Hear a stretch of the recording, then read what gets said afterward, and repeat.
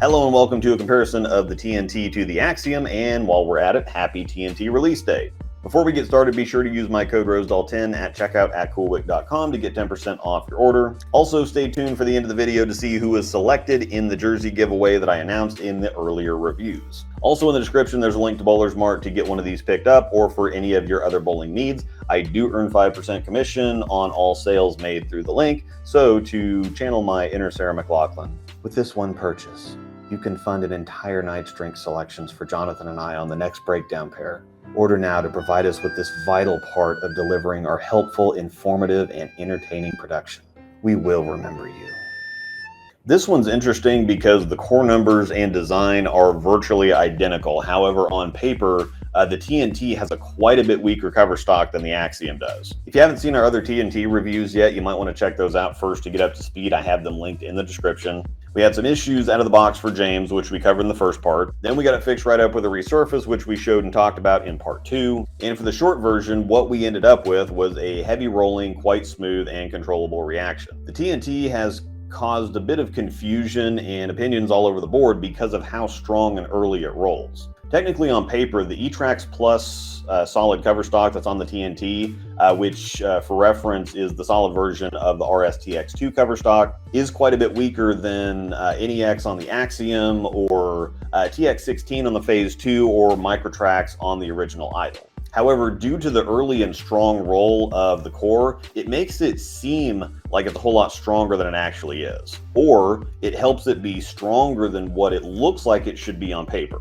So hopefully this comparison is going to help us figure out exactly where this thing stacks up. We already compared it to the Phase 2 and the Hype Solid in the review. The Hype Solid is longer, sharper, and weaker than the TNT, which it should be. But versus the Phase 2 was a little fuzzy. The Phase 2 appeared to be a little stronger, but also longer and sharper. And I've seen opinions elsewhere that have the TNT stronger than both it and the original Idol, which I'm not sure I agree with. But I think it can somewhat boil down to your perspective, your point of view, or exactly what you're talking about. Heavier or earlier rolling, sure, it is both of those things versus both the Phase 2 and the Idol. But as far as raw traction in the oil, I noted that the E-Trax Plus cover stock is a straight reactive cover stock, while the Idol and Phase 2 have very strong nano base covers. If you're on a house shot or medium volume, medium length conditions, the TNT is going to be able to hang out on that, maybe even look stronger. But once you get into or onto actual volume and length,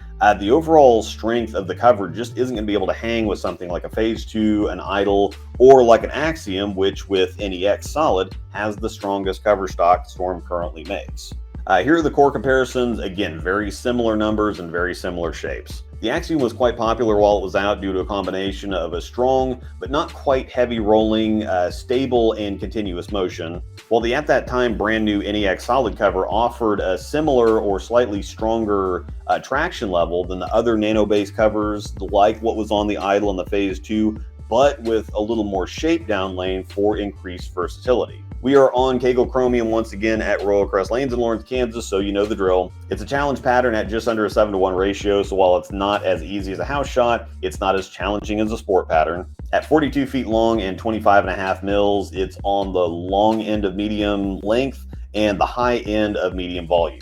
The Axiom has also been taken to 2000 grit for a fair comparison, and instead of using them on the same lane back to back, they're each on the fresh on a separate lane. James plus that much surface can tear a shot up in a hurry, so it's a whole lot more fair to have one on a fresh lane and one on a fresh but different lane, rather than having one on the fresh lane and then the other right behind it on even a slightly transition lane. We'll do a quick refresh on the TNT, then bring you up to speed on the Axiom, and then we'll get into the comparison.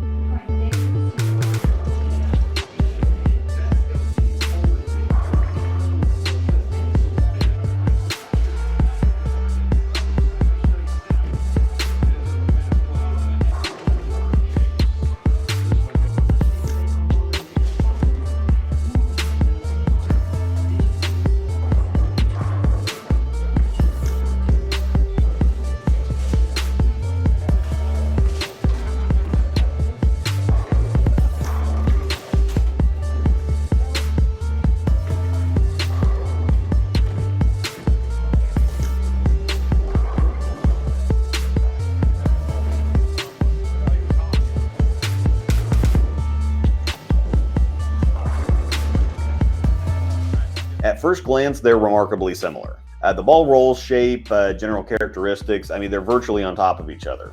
I think where we're going to find the difference is that the Axiom is a little more continuous. The core is really helping out the ball motion of the TNT here, but as the TNT goes to pick up, it's a little slower. It just doesn't seem to have the same conviction as the Axiom does. Almost like the core is torquing it up more or forcing it to do more than the cover really wants to.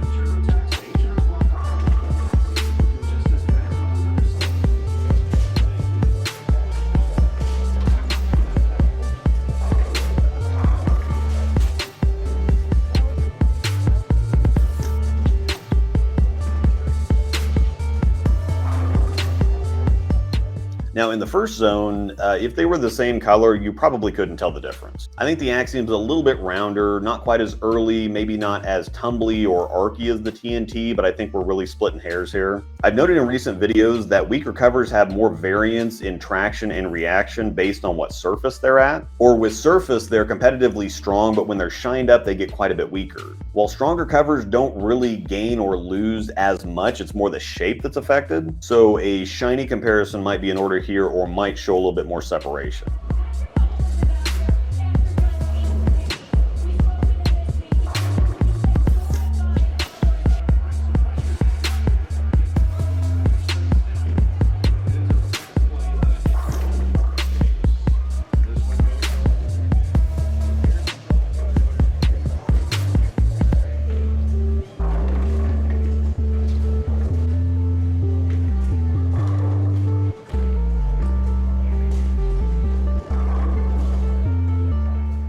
Next zone, it's the same or similar story. The TNT is definitely quite early and strong rolling, so I can definitely see what other people are seeing when they say that it's stronger than an idle or a phase 2.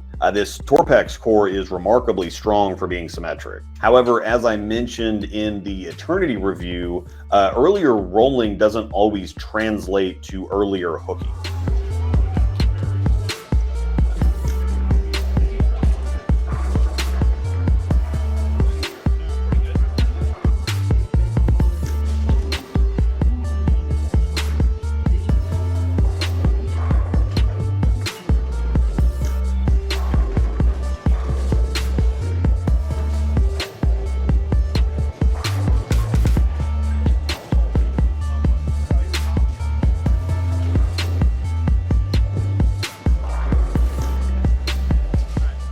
Last zone, and they're still pretty well right on top of each other. I think generally though, the Axiom is a little easier down the lane, it's stronger on the back end and through the pins, while the TNT starts up earlier but blends and eases into the pocket more. Now I think the biggest problem with the Axiom was the amount of shape it had for the amount of traction it had. I think that's why the idle remained the more popular ball. When you needed that level of traction, you normally didn't quite need the amount of shape that the Axiom also produced. With the TNT, it's somewhat the opposite direction. It's almost a little bit too much too early. It'll give you that heavy roll and early reaction to really control the mid lane, but at the same time, might also be a little too slow or lazy down lane.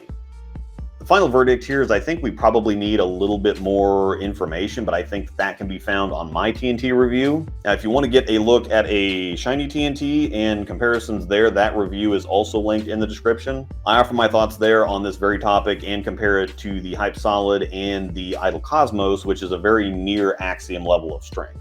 I think that the TNT is on the verge of being stronger than it's supposed to be, but at the same time, I think that the strength of the core is somewhat faking us out on the ball's total or actual strength. While seemingly or visually marginal, I think if you just watch the ball reaction and try not to overcomplicate it, ironic thing for me to say, I personally see the Axiom as the stronger ball, albeit longer and sharper, while the TNT is earlier and smoother, but also ultimately weaker. It's realistically tough to tell whether this is a case of the cover just masking is stronger than it actually is because of the amount of surface that's on it, or if it's a case of the total package legitimately being stronger in reality than it looks like it should be on paper. I think it's a little bit of both, which could either be a good thing or it could be really frustrating. On one hand, if you get a good idea where it fits and use surface adjustments appropriately and furthermore use the ball correctly, it could be one of the most versatile balls ever. If you don't get a good read on it though, it could seem wildly inconsistent and temperamental.